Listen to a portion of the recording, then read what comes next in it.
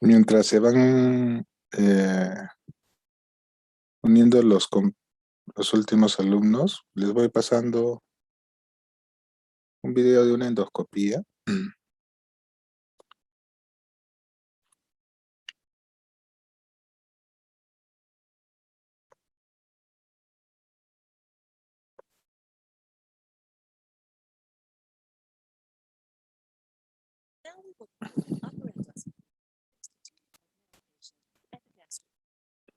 Bueno, acá al momento de ingresar con el endoscopio, vamos viendo, usamos una boquilla para evitar que el paciente muerda el endoscopio. Los endoscopios son instrumentos muy delicados y una mordedura significaría la pérdida total del equipo. Em, Como les comentaba en alguna clase, pues los endoscopios tienen la capacidad de ser flexibles y tenemos la posibilidad de dirigir el endoscopio hacia arriba, hacia abajo, a la derecha y a la izquierda, ¿no? Entonces aquí estamos viendo ya el dorso de la lengua, la faringe, y vamos a, bueno, en este caso el que está operando comienza a ingresar a la hipofaringe. Oh, oh,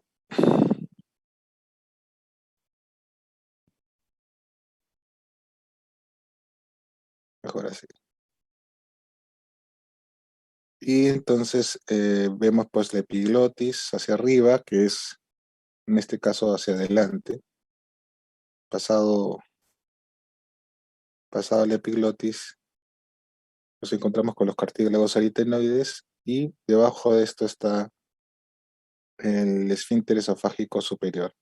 En las personas que tienen divertículos de Senker, lo que se va a encontrar acá es, justo en esta zona se encuentra el divertículo.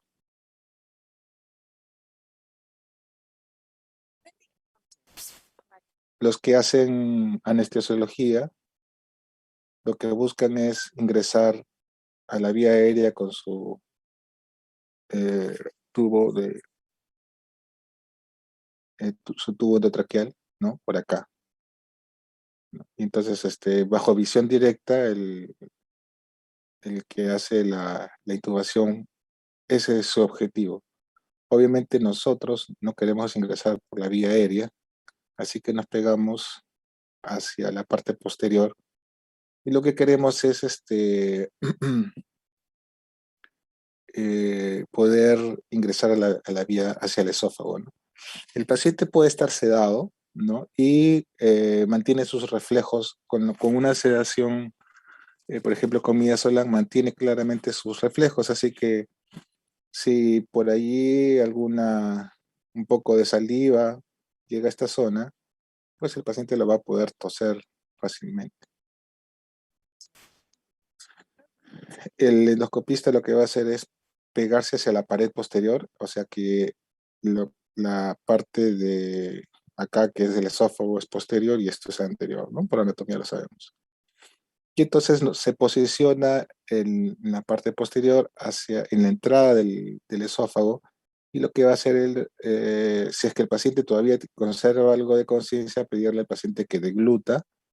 Con la deglución lo que va a hacer es relajar el esfínter esofágico superior y de esa manera va a poder ingresar al esófago, ¿no? Normalmente aquí hay algo de resistencia, que en un paciente que está profundamente sedado, esa resistencia no va a ser tan intensa. Entonces, pasado el esfínter esofágico superior, se entra al esófago. Hay que buscar las características de la mucosa y se ve pues una mucosa regular, ¿no? Vamos a encontrar los latidos transmitidos, los latidos cardíacos y bueno, el peristaltismo del esófago.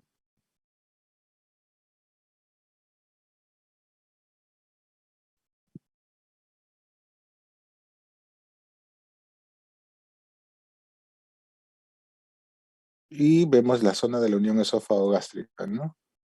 Aquí tenemos la zona de unión de epitelios, el epitelio gástrico y el epitelio esofágico.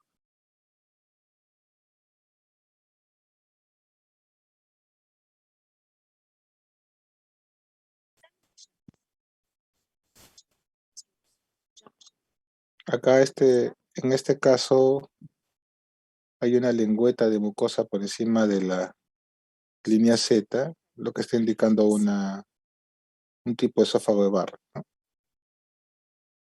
O una metaplasia, mejor dicho, ¿no? El diagnóstico de esófago de Barrett es anatomopatológico. Entonces, en todo caso, endoscópicamente lo que decimos es una zona de metaplasia, ¿no? Y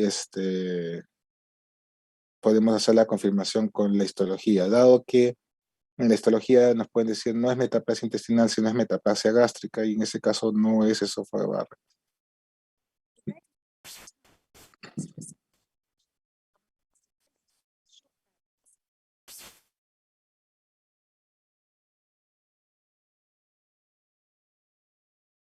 También se ven unos islotes de mucosa ectópica, ¿no? Se ve una disrupción de la línea Z con, con la prolongación del tejido ectópico, de la mucosa ectópica.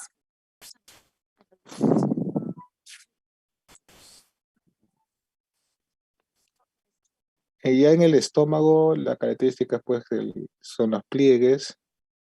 Lo que vamos a ver pasado la unión esófago-gástrica es el cuerpo. Y el esófago, pues, el estómago está pues colapsado. Entonces el endoscopista lo que va a tener que hacer es distender las paredes del estómago insuflando aire, ¿no? Ahí, por ejemplo, lo que vemos es el lago mucoso, o sea, el contenido gástrico, que está compuesto por la propia secreción del estómago, la saliva que ingiere el paciente, ¿no? Y entonces esto queda así. Para que el estómago esté limpio, debe haber pasado por lo menos unas 8 horas de ayuno. Entonces, lo normal es que el esófago, ese contenido sea claro, transparente, ¿no? Mucoso. Y bueno, a veces encontramos ahí bilis, ¿no? Ahí me parece un poco bilioso ese contenido, indicando que hay algo de reflujo duodeno gástrico o reflujo biliar. Ya pasado la zona del cuerpo, ahora esta es la zona del antro, vemos el píloro, ¿no? En semiología endoscópica siempre te enseñan, pues, ¿no? Lo que está a la derecha es posterior, lo que está a la izquierda es anterior, lo que está hacia arriba del píloro es curvatura menor y lo que está hacia abajo del píloro en la pantalla es curvatura mayor. Entonces, cuando describimos las lesiones, lo hacemos con una topografía en base a esas características. Cuando se pasa hacia el esófago, inicialmente, perdón, cuando se pasa del estómago hacia el duodeno, puede ser que un inicio lo estamos afrontando directamente, pero ahí va a haber alguna dificultad porque el resto del tubo va a tener que apoyarse sobre la curvatura mayor y entonces eh, para poder tener un punto de apoyo y poder pasar el píloro, ¿no? Además que el píloro puede estar cerrado y bueno, va a representar algo de dificultad para poder ser traspuesto.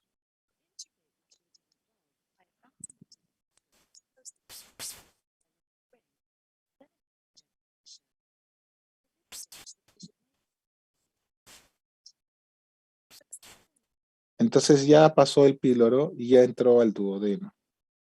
Y como les explicaba la vez pasada, con el endoscopio llegamos hasta la segunda porción duodenal y eventualmente hacia la tercera porción del duodeno. Pasamos el bulbo y después del bulbo hay una curva para pasar a la segunda porción duodenal. Siempre es importante en toda endoscopía llegar hasta segunda porción del duodeno, o sea, poder examinar todo lo que se puede examinar con la endoscopía, no dejar nada sin observar. En este caso está observando el bulbo duodenal ¿no? Nuevamente, hacia la izquierda, pared anterior, hacia la derecha, pared posterior, eh, con referencia al estómago, hacia arriba, curvatura menor y hacia abajo, curvatura mayor. Entonces, vemos aquí cómo se hace una curva, ¿no? El duodeno, y entonces el endoscopio va a tener que transponer esta parte que es la rodilla duodenal, desde el bulbo duodenal hacia la segunda porción, haciendo una curvatura, siguiendo la curvatura.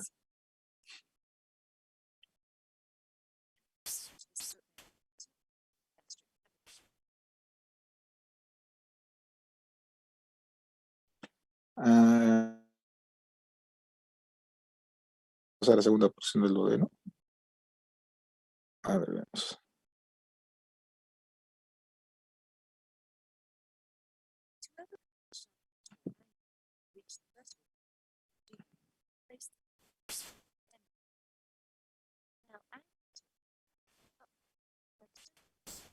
El endoscopista hace un movimiento con las rueditas del endoscopio hacia la derecha y hacia arriba. Y, retira el endoscopio y con eso se adentra la segunda porción. Entonces aquí vamos a tener por esta zona el poro de la ampolla, ¿no? Por donde sale la bilis.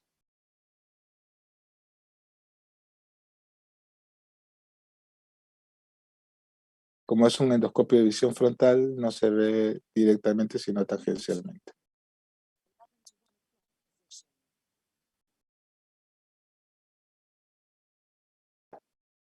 Esta es la papila duodenal. Y se ve como un porito rasgado que va eh, expulsando, en este caso, la bilis, ¿no? Se ve como la bilis está saliendo eh, suavemente, ¿no? Ya revisó el bulbo, la segunda porción. Ahora va a terminar de revisar el estómago, ¿no? Nuevamente el antro, ¿no? El ángulo. Ahí hace un movimiento de up, levanta la punta del endoscopio para ver el ángulo.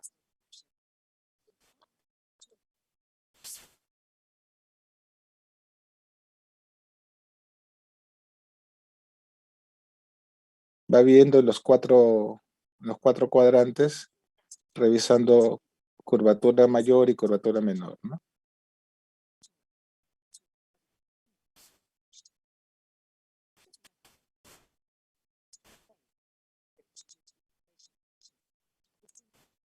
Aquí vemos cómo al insuflar las pliegues se han separado y el estómago está completamente distendido, ¿no? Entonces esa es la forma como se debe examinar el estómago. Y mirando claramente pues todos los puntos que pudieran ser examinados. Ahora, como estamos viendo, aquí está haciendo todavía una visión frontal, va a tener que hacer una curvatura. Aquí ha volteado el endoscopio y ya está viendo desde abajo hacia arriba.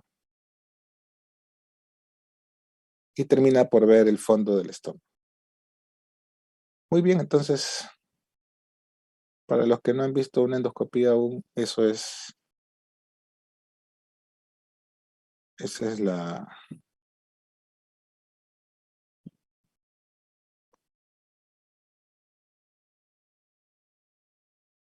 es más o menos como se hace una endoscopía en sala, ¿no? Bueno, el último tema que teníamos que tocar, ¿están viendo mi pantalla? Sí, doctor, se puede ver. Ok. El último tema era de la obesidad, ¿no? Sobrepeso y obesidad. Como saben ustedes, sobrepeso y obesidad son condiciones que más que un problema de estético tienen que ver con una cuestión de salud. Eh, Adjudicamos que esto es un problema reciente, ¿no? Digamos, son cuestiones de la vida moderna, la obesidad, pero hay hallazgos de restos del Paleolítico, ¿no? Donde se muestran pues figuras de humanos con características de obesidad, ¿no? En este caso, esta escultura en piedra data del año 25.000 antes de Cristo, ¿no? De una zona que es de Europa. Se ve una mujer con el abdomen prominente, eh, claramente con signos de obesidad. Y pues no sabemos en esa época culturalmente cómo lo habrían tomado en su cultura, ¿no? Como de repente esto representa una glorificación o una representación de la fertilidad o cómo lo habrán tomado en esa época, ¿no? Pero ya vemos pues que desde esas épocas ya existían obesos.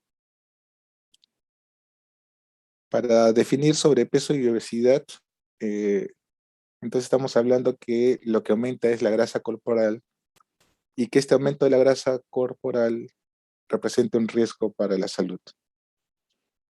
Sabemos bien que para poder operativizar o cuantificar este crecimiento del tejido graso, tenemos algunas medidas, ¿no? Como el índice de masa corporal, que como saben bien es el resultado del peso expresado en kilos dividido en la talla expresado en metros. Entonces, para un índice de masa corporal de entre 25 y 29.9, estamos hablando de sobrepeso, que ya representa eh, algún grado de riesgo para la salud de la persona.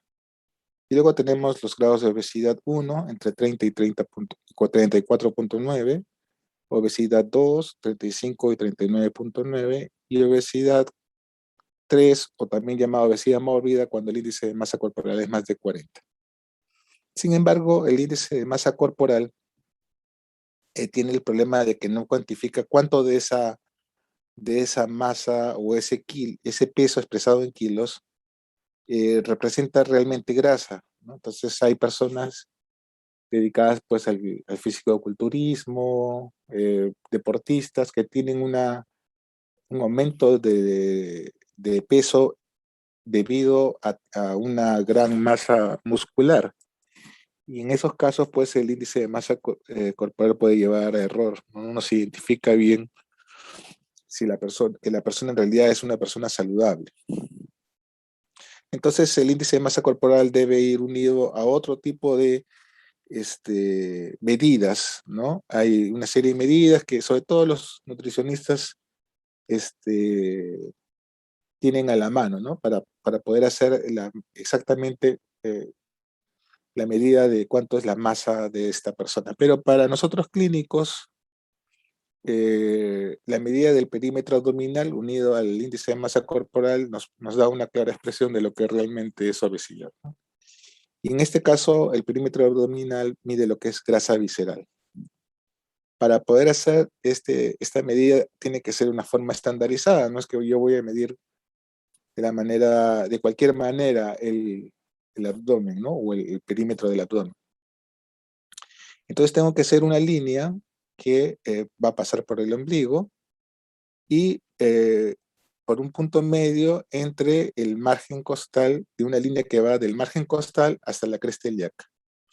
Entonces trazo una línea que pasa por esos puntos y tomo la medida. La medida además debe ser al final de una expiración con el paciente en bipedestación.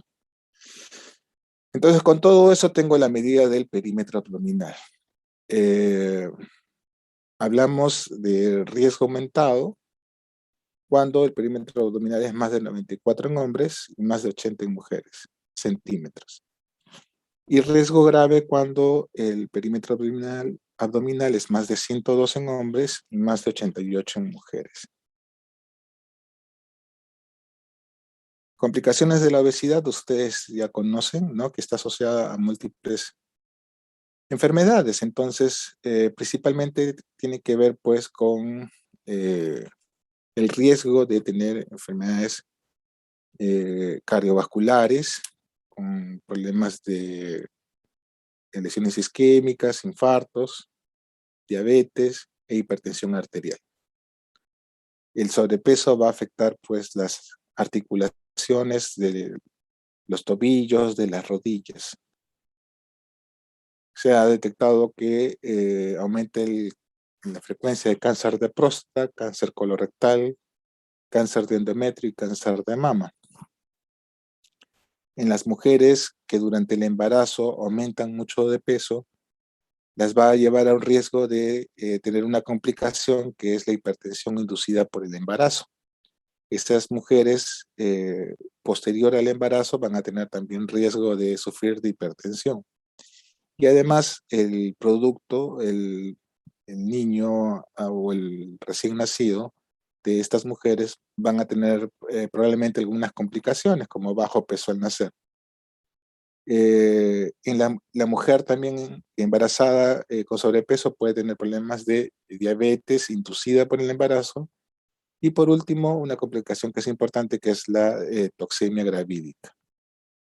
También, como hemos conversado, se asocia con litiasis vesicular, con enfermedad por reflujo, enfermedad de reflujo gastroesofágico, esteatosis, esteatohepatitis, hipoventilación pulmonar, la gran masa de grasa, el volumen abdominal, impide eh, una buena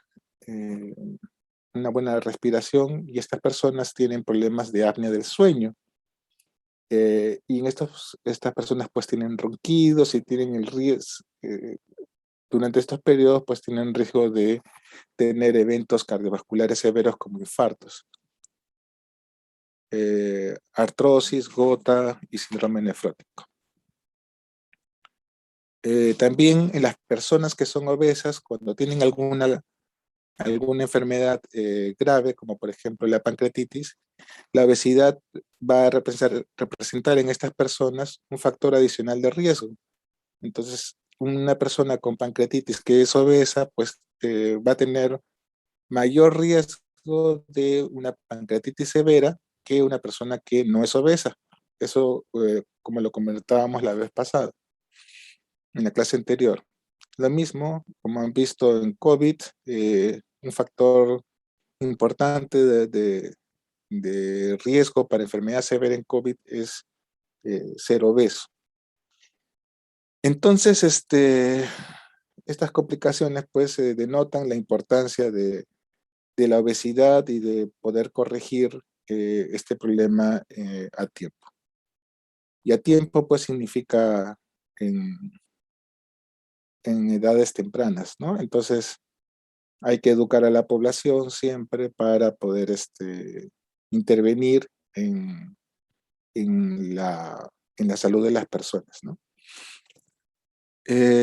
Paralelo a lo que es obesidad como una condición de riesgo, vuelvo a mencionar esto del síndrome metabólico, ¿no? El síndrome metabólico es, decíamos, un conjunto de normalidades metabólicas que son un factor de riesgo para desarrollar enfermedad cardiovascular y diabetes. Y los factores, los criterios para hacer el diagnóstico de síndrome metabólico es tener el perímetro abdominal más de 102 en varones, más de 88 mujeres, los triglicéridos más de 150. Ustedes recordarán que el ser obeso es un factor de riesgo para hipertrigliceridemia, ¿no? Entonces, estos criterios de síndrome metabólico se desarrollan justamente en obesidad. El colesterol bajo, el colesterol HDL bajo, también es una situación, un tipo de dislipidemia que se asocia frecuentemente en los obesos, ¿no? Entonces, muy frecuentemente los obesos desarrollan síndrome metabólico. La presión sistólica más de 130 o la diastólica más de 85 y una glucosa en suero más de 100. Entonces, muy probablemente, como les decía, estos criterios se van a desarrollar en el obeso, y también los obesos van a desarrollar síndrome metabólico. para poder decir que es síndrome metabólico, debemos tener al menos 2 de estos criterios. Entonces, siempre tenerlos a la mano para poder hacer ese diagnóstico. Y como conversamos también la vez pasada, la resistencia a la insulina se refiere a que el efecto de la insulina sobre los tejidos muscular, hepático, está alterada por una disminución en el efecto que ésta pueda causar.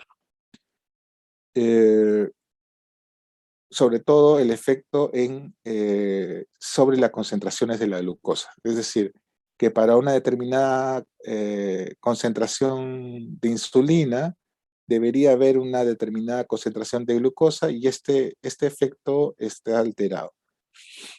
Hay varias formas de hacer la medida de la resistencia a la insulina, pero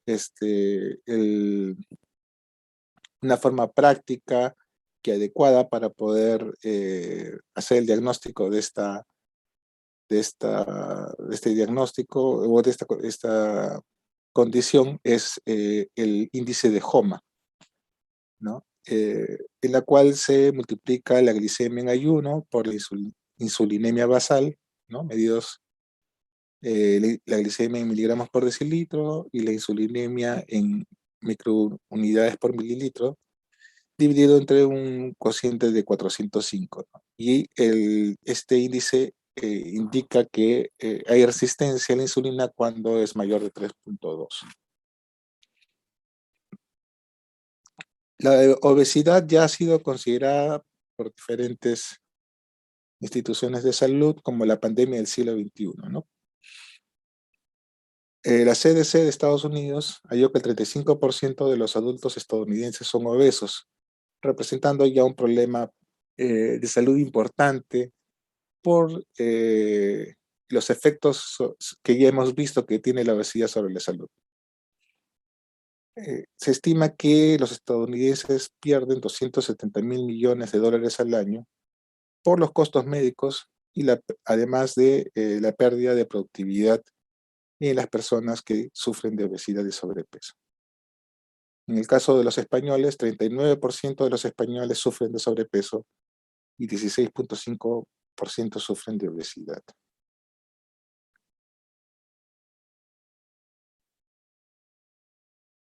En cuanto a la etiopatogenia, sabemos que el problema básico es una ingesta mayor de calorías versus un gasto que no compensa esa ingesta, ¿no? Entonces hay una mayor ingesta de calorías y un menor gasto de calorías, ¿no? Entonces tiene que ver el tipo de dieta y la actividad física. A esto van unidos pues factores socioeconómicos, ¿no? Pero de diferente manera, ¿no? Tanto en los niveles socioeconómicos altos como en los bajos hay problemas de obesidad, pero de manera distinta, ¿no? Y actualmente es probable que en los sectores socioeconómicos bajos sea donde más se está sufriendo los problemas de obesidad debido pues a diferentes factores, ¿no? La posibilidad de tener alguna información médica, la posibilidad de asistir a un nutricionista, la posibilidad este, de ir a un gimnasio, etcétera, ¿no? Además que hay ciertas condiciones como dónde se puede comer, qué tipo de comidas puedes acceder, el tipo de trabajo que tienes, si tienes un trabajo que te demora pues todo el día y vives de ese trabajo y no tienes tiempo de hacer actividad física por el trabajo mismo. Entonces son condiciones que de la parte de tu vida laboral, de tu vida social, que va a llevar a las personas a ser obesas. Entonces es más fácil con el tipo de labores que se dan. Comer en la calle, y comer en la calle significa pues de repente en algunos sitios pues comer hamburguesas o comer galletitas o comer pollo a la brasa. y es más difícil de repente acceder en algún sitio en la calle de alguna comida sana o de repente prepararte tú mismo tus alimentos. Tiene que ver pues toda eh, la carga comercial, ¿no? Que te inunda pues con anuncios y que eh, van a hacer que inducir a las personas a ingerir más como una cuestión de marketing, ¿no? Está pues la Coca-Cola, está eh, el McDonald's, etcétera, que representan la cultura moderna, ¿no? Y por eso actualmente está en crecimiento, como han visto, los índices de obesidad y de sobrepeso. Y factores psicológicos también, ¿no? Porque la ansiedad, la depresión pueden llevar o a que las personas coman menos o a que coman más. Algunas personas por depresión se refugian en comer más, habrá otras que no comen, ¿no? Entonces, puede llevar tanto a la anorexia y la bulimia como a problemas de un exceso de alimentos. La vida intrauterina también tiene que ver, se ha demostrado pues que en las mujeres que son obesas durante el periodo del embarazo, los niños también van a tener mayor riesgo de obesidad durante su vida. Lo mismo que las mujeres que fuman, las mujeres que tienen diabetes durante la gestación y pregestacional, ¿no? Van a llevar a niños o recién nacidos con bajo peso a nacer, pero que van a tener mayor posibilidad de tener obesidad y síndrome metabólico. Y en cuanto a la lactancia materna, se ha visto que los niños que son alimentados por lactancia materna tienen un grado de protección contra la obesidad, lo que a veces no sucede, ¿no? Hay niños que son eh, alimentados pues con fórmulas por diferentes razones y entonces también van a tener en ese caso un factor de riesgo. Los medicamentos, como vamos a ver en un rato, también pueden generar un incremento del peso. Por ejemplo, pues los corticoides, ¿no? Eso es lo típico que las personas que toman corticoides sufren de peso. Y hay un cierto factor genético. Eh, Vemos a personas que son, hay una situación, ¿no? De que las familias son obesas, ¿no? Cuando vemos una familia, como que todos son de una característica parecida, por lo general, ¿no? Si hay mamá y papá obesos, el hijito también será obeso. Obviamente que lo primero que vamos a decir es, el hijito también es obeso porque mamá y papá tienen costumbres alimentarias que van a llevar a que el hijito también sea obeso. Pero se ha encontrado que hay ciertos rasgos genéticos que son heredables y que van a hacer que también exista una tendencia a la obesidad heredada de padres. Pero como causa de obesidad, una causa que sea genética, exclusivamente genética, eso es raro, pero también existe. Entonces he encontrado que la mutación del gen del receptor de melanocortina 4 es una forma rara de enfermedad genética que está asociada con algunos muy pocos casos de obesidad. Pero en todo caso, la genética también tiene su factor de riesgo. Entonces hablamos de las dietas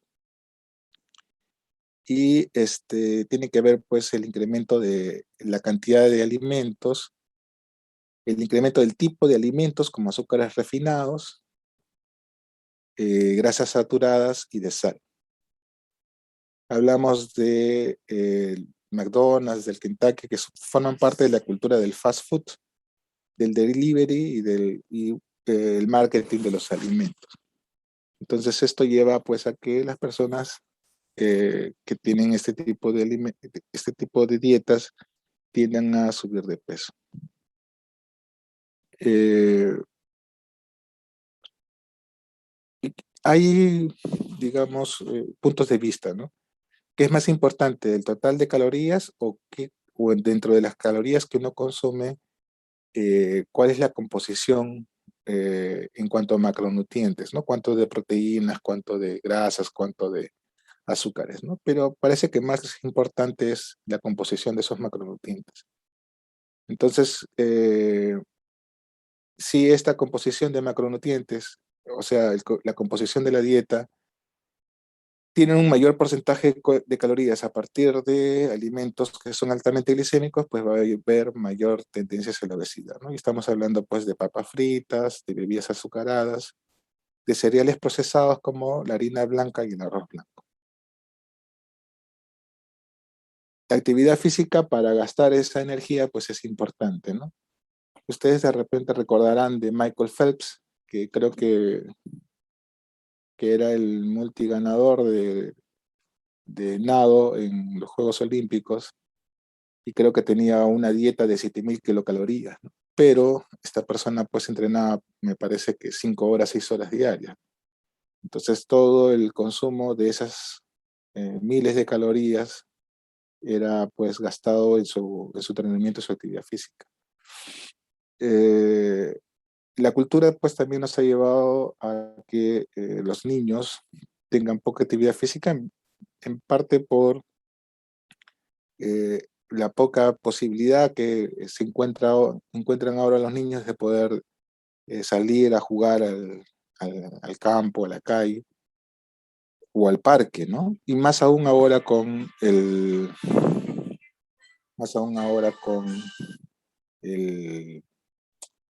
el problema del COVID. Un momento, por favor. Perdón. Tiene clase. Sí, llámale, por favor, ahí. Sí, sí, llámale, por favor. Bien, entonces, en los adultos hablábamos pues de los tipos de trabajo.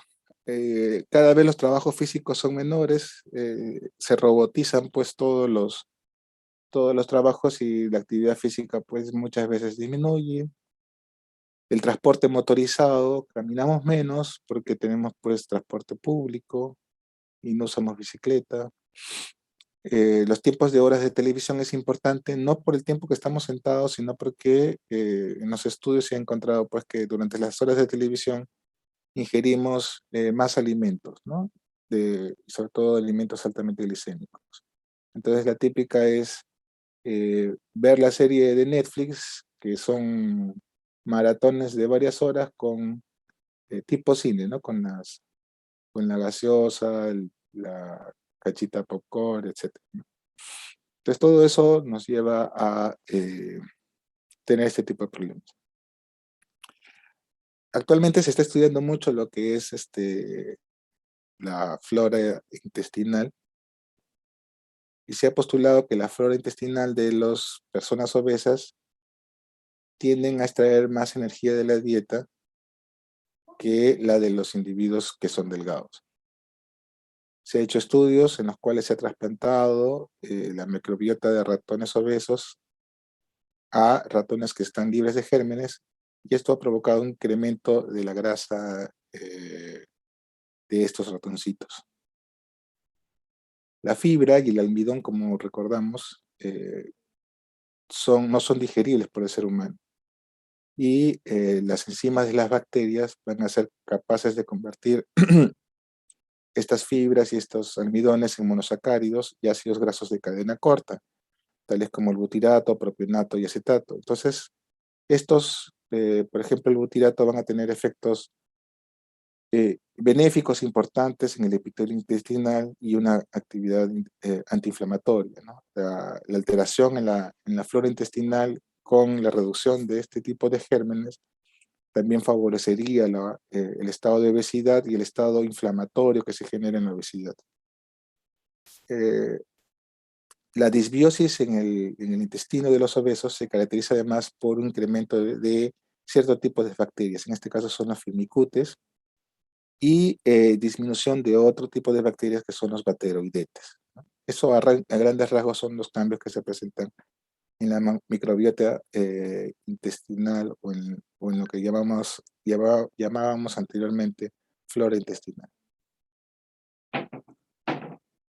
La masa grasa, hablábamos de genética, tiene un condicionamiento genético en un 60 al 70%. El resto es ambiental, es decir, lo que comemos.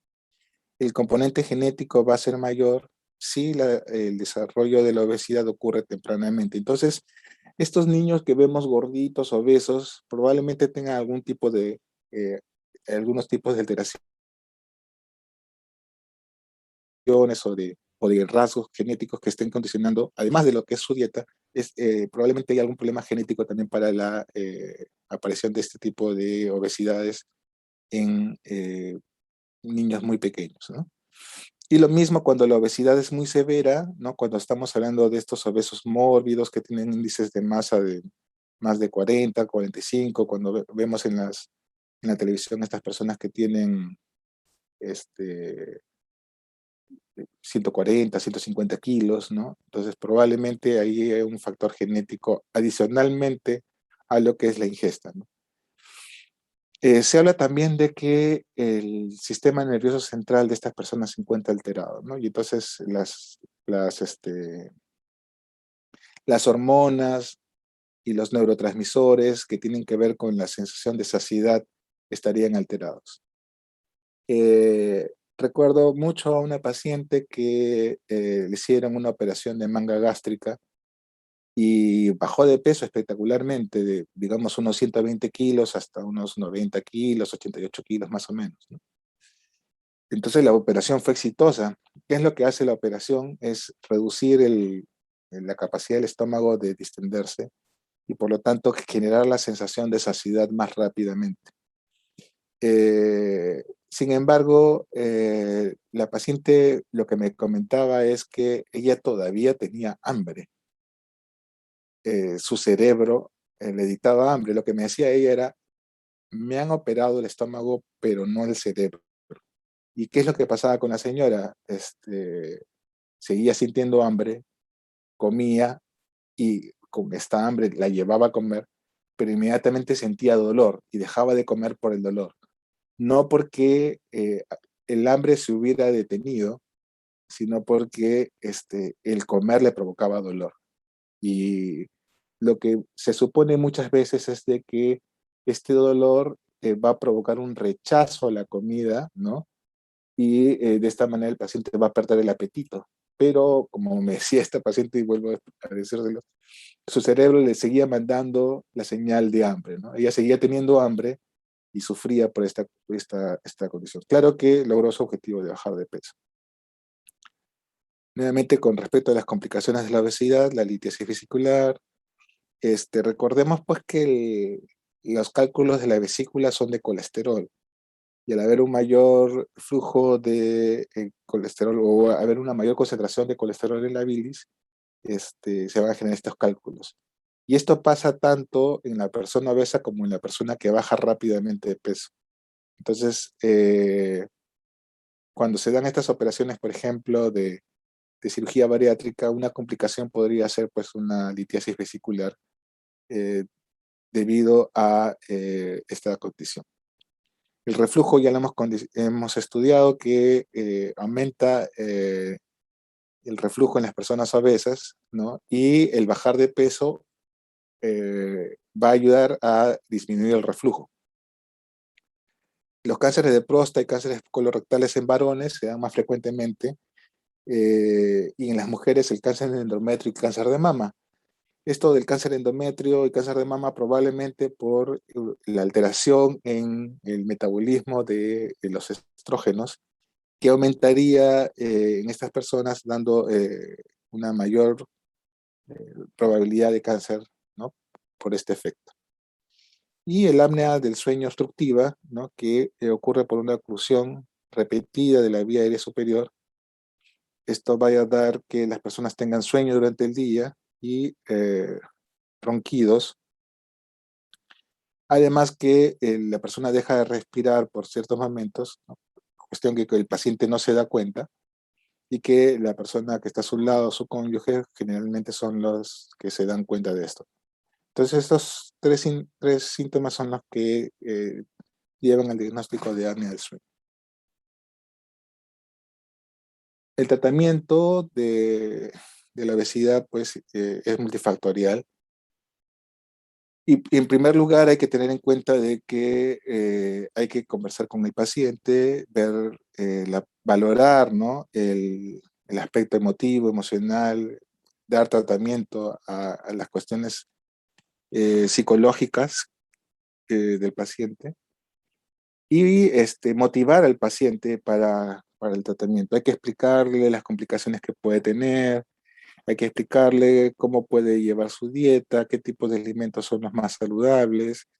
eh, Hay que, digamos, ver por su actividad física, motivarlas a que hagan actividad física, siempre con un objetivo razonable, un objetivo que el paciente pueda llegar a cumplir, de tal manera que al cumplir sus metas, se sienta que lo va a poder lograr poco a poco. Entonces, el objetivo es, pues, poder bajar entre medio kilo y 1 kilo por semana.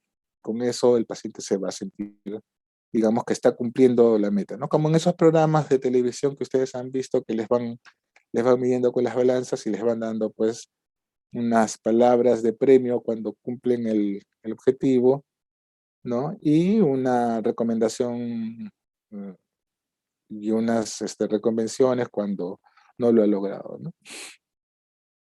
Eh, en cuanto a la medicación, se debe indicar solamente si es que el índice de masa corporal es mayor de 30 o si hay alguna complicación como diabetes o dislipidemia si el índice de masa corporal es mayor de 27.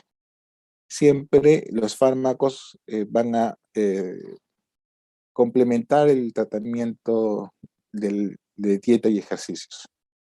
El medicamento que más se usa es el Orlistat, ¿no? Y en cuanto a las cirugías, o mejor dicho, a los tratamientos endoscópicos, se tiene lo que es el balón intragástrico y el tratamiento quirúrgico de las diferentes cirugías bariátricas. El Orlistat lo que hace es inhibir la lipasa pancreática, con lo cual va a llevar a impedir que puedan absorberse los triglicéridos de la dieta. La dosis es de 120 miligramos 3 veces por día y esto va a lograr que el paciente pueda reducir su peso entre un 8 a 10%. El medicamento se absorbe mínimamente. Los efectos son principalmente debido a su acción, ¿no? Dispepsia, distensión abdominal, diarrea y esteatorrea.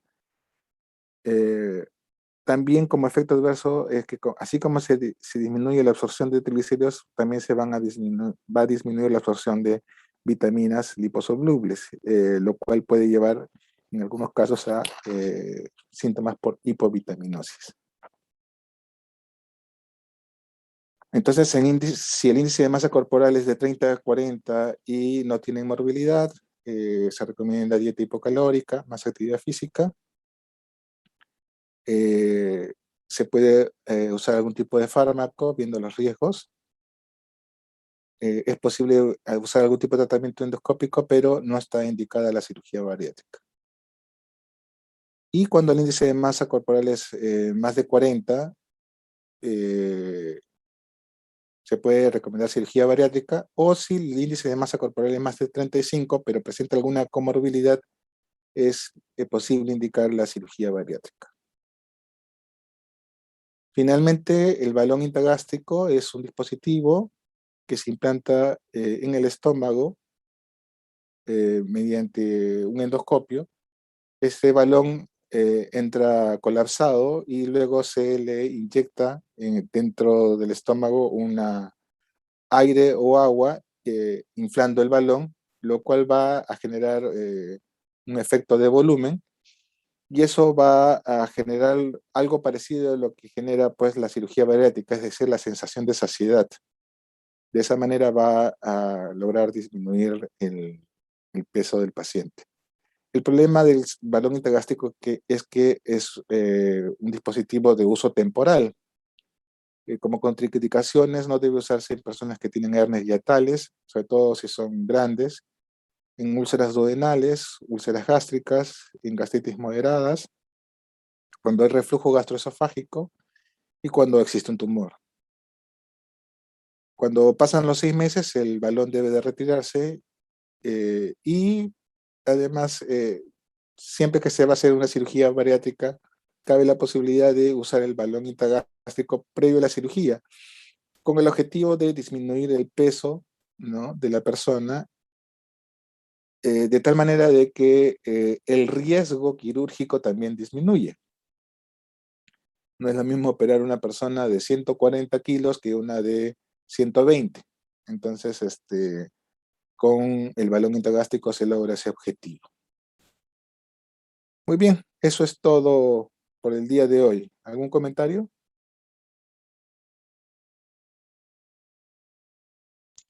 Doctor, una vez he escuchado que estos fármacos son así peligrosos de usar para bajar de peso, que después que lo utiliza por un tiempo, el riesgo de que pueda regresar al peso anterior y hasta mismo que pueda aumentar aún más de peso es más grande. No sé si está correcta. Hay varios fármacos para lograr la baja de peso y solamente les he puesto el Orlistat porque es el único que está aprobado. Los otros medicamentos no están aprobados. Ahora, los endocrinólogos, por ejemplo, usan pues unos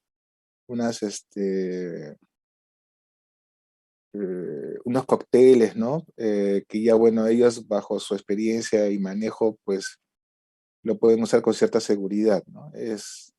Ya sería cuestión de verlo, ¿no? Pero como terapia farmacológica, digamos, aprobada por una institución como la FDA, tenemos pues de los que hay en el Perú, el Orlistat. Ahora, por ejemplo, existía la sibutramina, que lo que provocaba era una disminución del apetito. El problema de la sibutramina era que incrementaba la presión arterial y se retiró del mercado por ese motivo, porque creaba este problema de la hipertensión. Y en todo tratamiento que tiene que ver pues con la disminución del apetito, viene también el efecto llamado rebote, que es al suspender la medicación, el peso vuelve a subir nuevamente. Eh, También están pues estos batidos de Herbalife, ¿no? Que se ha encontrado que en algunos casos se ha documentado como DILI, ¿no? Como una potencial riesgo de daño hepático por fármacos. Entonces, existen sí muy pocos medicamentos que estén, digamos, aprobados para el tratamiento de obesidad, ¿no? Y sí, con los otros que se han usado, pues existe el riesgo de complicación. Gracias, doctor. Ok.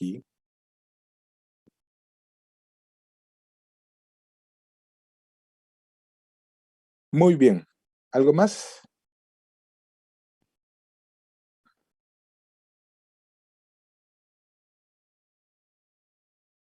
A ver, salió algo en el chat. Alguien está escribiendo, me parece.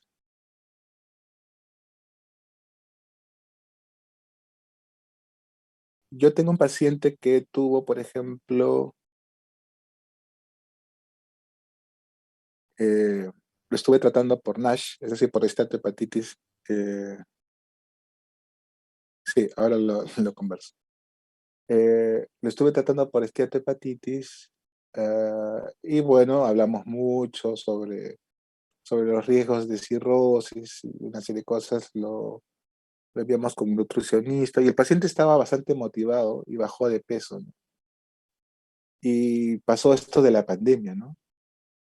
Cuando lo he vuelto a ver, tenía más peso que cuando lo vi por primera vez. El hombre llegó a bajar de peso que me me sorprendió porque un hombre que estaba en sobrepeso, pero que tenía esteatohepatitis, había llegado a su peso normal, ¿no? A su índice de masa corporal. Una persona que es muy, al menos en ese momento, me pareció que era muy cumplida con su dieta. Pero pasó lo de la pandemia, ¿no? El hecho de quedarse en casa, la depresión y una serie de cosas llevó a que ganara más peso de lo que de lo que tenía inicialmente. Me preguntan por el chat lo del tiempo del examen. No he hablado con la doctora, pero me comprometo a llamarla nuevamente, pero sí hablé con Sara. De todas maneras voy a mandarle un mensaje a la doctora para ver esto del tiempo. Parece que no, parece que ha habido también otro tipo de mensajes también en ese sentido. Entonces sí me comprometo a llamar a la doctora. Hoy día le estoy llamando, pero no me contestaba. De repente estaba con problemas.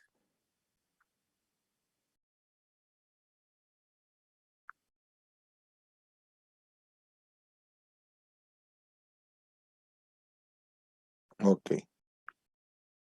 Muy bien. Si no hay... sí, hubo varias cosas. Bien, muchachos. Entonces, si no hay más preguntas, esta es nuestra última clase. Ya nos estaremos viendo ¿cómo se llama esto? En las prácticas. He dado como turnos los días lunes, martes y miércoles, porque me dijeron 3 días a la semana, de 6 a 8. ¿Tienen algún problema con ese horario?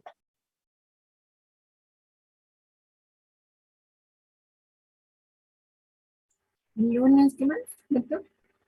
Lunes a miércoles de 6 a 8.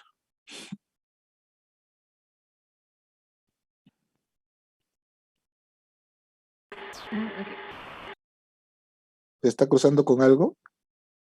¿Se está cruzando con otro horario? Es lo que quiero saber. No lo sabemos, doctor, porque aún usted creo que es el primer doctor que nos da sus horarios así. Ah, ya. Ya, entonces cualquier cosita estaremos, de repente si es necesario modificamos el horario. Pero me han pedido que ahora les conté, ¿no? De que eh, el hospital, yo estaba haciendo teleconsultas y ahora el hospital me está pidiendo que vaya ya todos los días al hospital, entonces ya no hago teleconsultas a partir de ahora de octubre. Y en la clínica también me están pidiendo lo mismo, que vaya los lunes. Entonces, para no estar con el internet de la, del hospital sí, pues el internet del hospital, eh, entonces estoy cambiando el horario de 5 a 6 para poder llegar a la casa, que creo que tengo mejor internet que el hospital. Por eso es que lo he puesto así. Bueno, chicos, entonces, muchas gracias por su atención. Nos estaremos viendo pronto. Voy a cerrar aquí. Gracias, doctor. Gracias a ustedes. Estaremos conversando. ¿Cómo está esto?